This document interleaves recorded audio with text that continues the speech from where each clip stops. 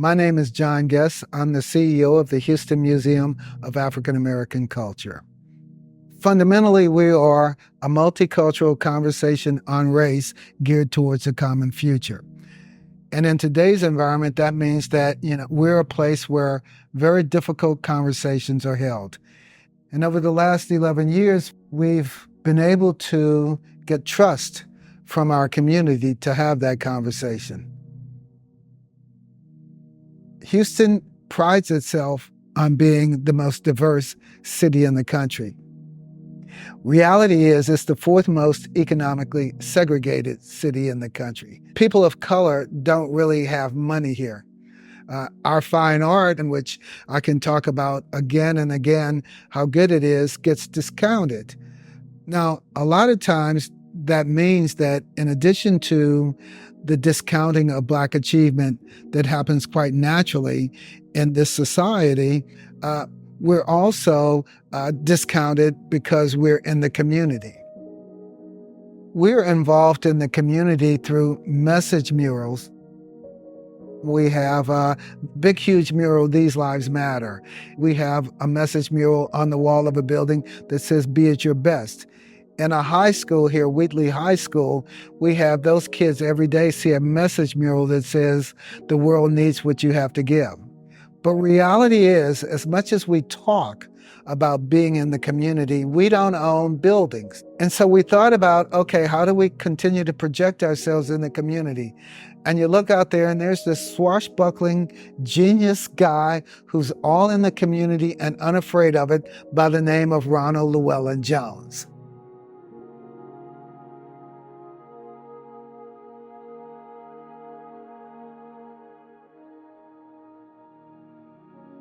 My name is Ronald Llewellyn Jones. I'm an artist, a creative, an activist, an organizer, a lot of different things, but really I'm just a person that is, inspired by a lot of other people's actions, and I also want to inspire other people. What I do as an artist, it's essentially just trying to figure out how to make sense of personal experiences and put those in conversation with the world around me. I try to figure out how to embed as much information into it, not by purposely seeking it out and placing it there, but just letting my mind go and letting the conversations that I have with people there in the area and things that I'm seeing within the community, being, embedded within that. Ronald, if you look at his background, it is not the background that a lot of people might have in the fine arts. We have people that come to us and say, we've got this degree, we've got this, and we've got that. Ronald's creative process comes from life. I think what really kicked off my want to do more public work was, just the last summer, summer 2020, we had Ahmaud Arbery, Breonna Taylor, then George Floyd. I was at the point where I didn't know what else to do. And, you get really, really angry, right? And you want to tear some shit up. But I just scaled it back. My idea was placing artwork within this grouping of trees on an Esplanade in 2nd Ward, a neighborhood that is also rapidly changing due to gentrification. It's a neighborhood that I've lived in for, a few years, but I started to feel less and less safe biking around. I wanted to do it in a way, if anything should happen to me, it'd be documented, right? And then people that lived there in traverse that area would know that these things that were happening, in these other states, the shit's right here too. And this is kind of based off of Patrick Renner's Funnel Tunnel. He and Art League teamed up to create an artwork that was on the Esplanade in Montrose. I looked at all these communities the same way. So why couldn't they have the same type of thing? I reached out to Ronald, and some people had said, "Are you sure?"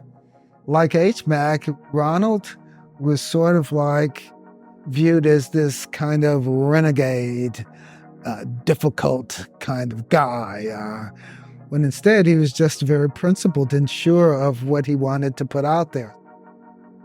I said, we want to do some public art and we'd like you to do it, but we're not going to do permits. We are not that group. And he said, I don't do work with permits anyway. So we kind of laughed about it. And then we sat down and talked about what do we want to get out of this? And so Ronald started to pitch to us what we want to get out of it in terms of the areas that we wanted to go to. It's very important.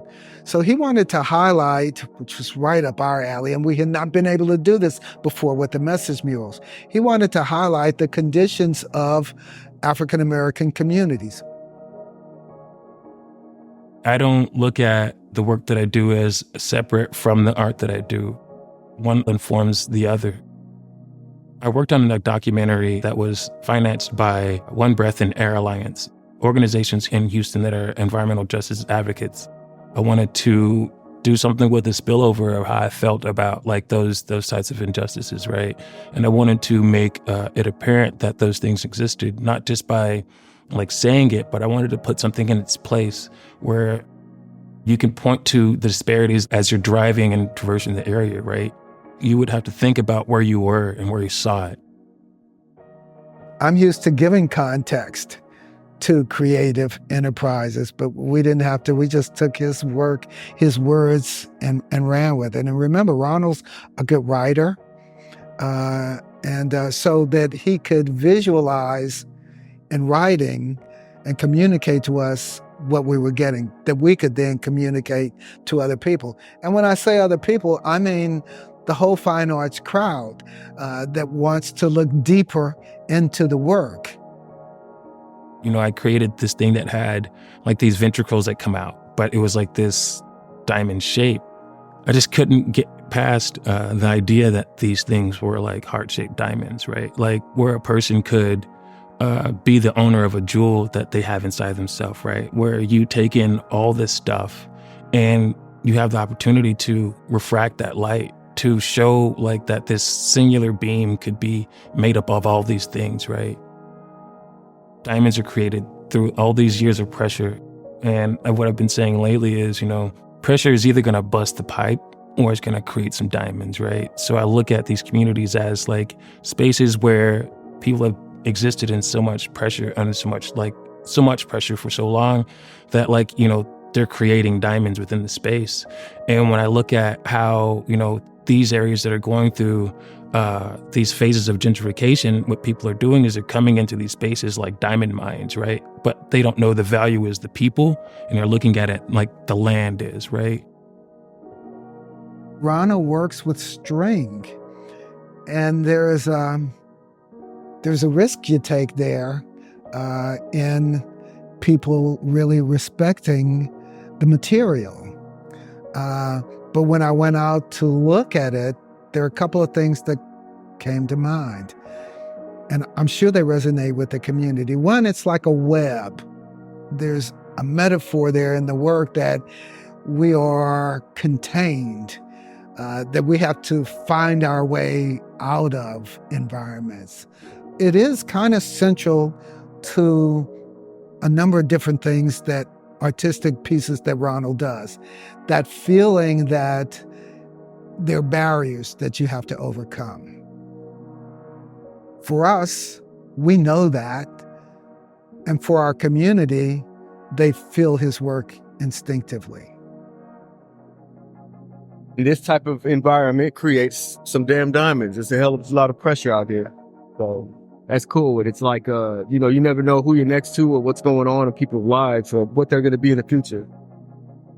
It's unique. But what stands out to me the most is where it's at. So it's a big deal to me.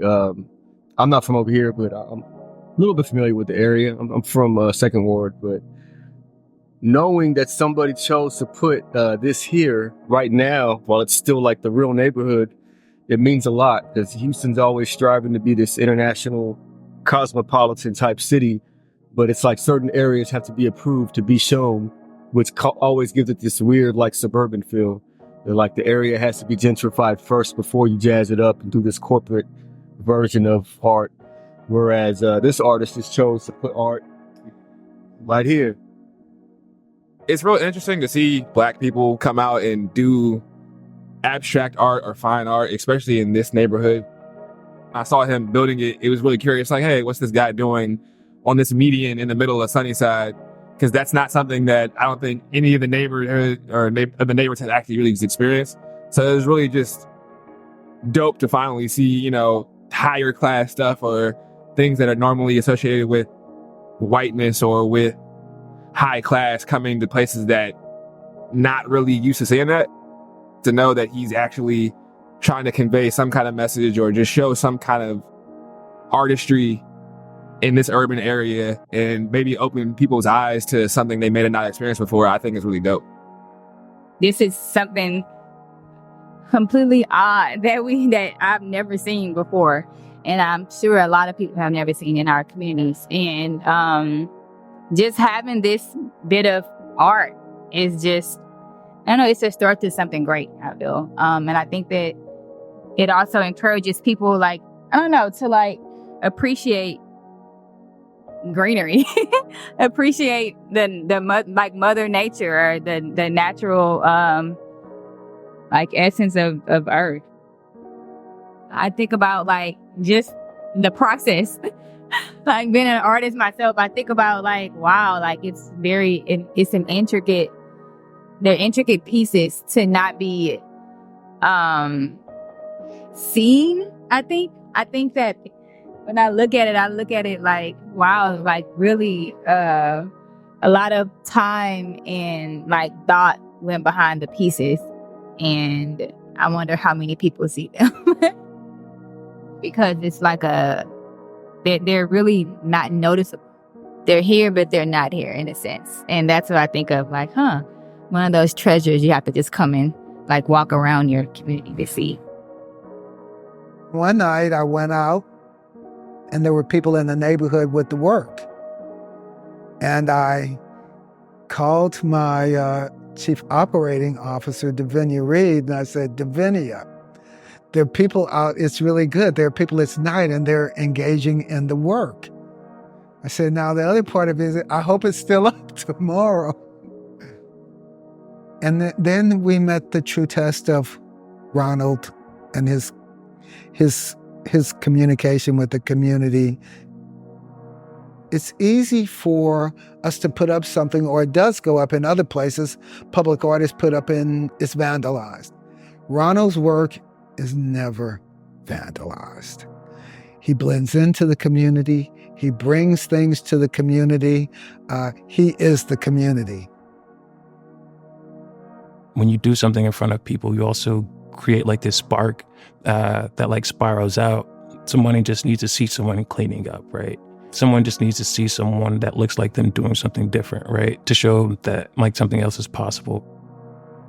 You know, people, they'll tell me stuff like, you know, I've never seen anything like this here, or I've never seen anything like what you're creating.